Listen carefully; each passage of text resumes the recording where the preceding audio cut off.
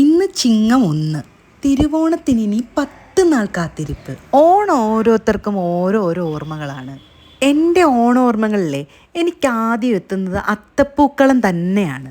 കാരണം കുട്ടിയായിരിക്കുമ്പോഴേ അത്തപ്പൂക്കളം ഇടുന്നതായിരിക്കുമല്ലോ കുട്ടികളുടെ ടാസ്ക്. വേറെ ഒന്നിനെയും പറ്റി ചിന്തിക്കണ്ട. അയലത്തെ വീടുകളിലെല്ലാം പോയി പൂക്കൾ പറിക്കും.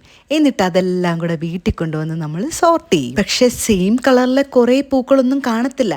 എല്ലാം കൂടെ ഒരു മിക്സ് ചെയ്ത പരുവം. ഇപ്പോൾ ഓണം ആകുമ്പോഴേ ഈ വഴിയിലൊക്കെ ഒരുപാട് പൂക്കൾ കാണും അത്തപ്പൂടാൻ. നമുക്കിഷ്ടമുള്ള പൂക്കൾ നമുക്ക് വാങ്ങിക്കാം.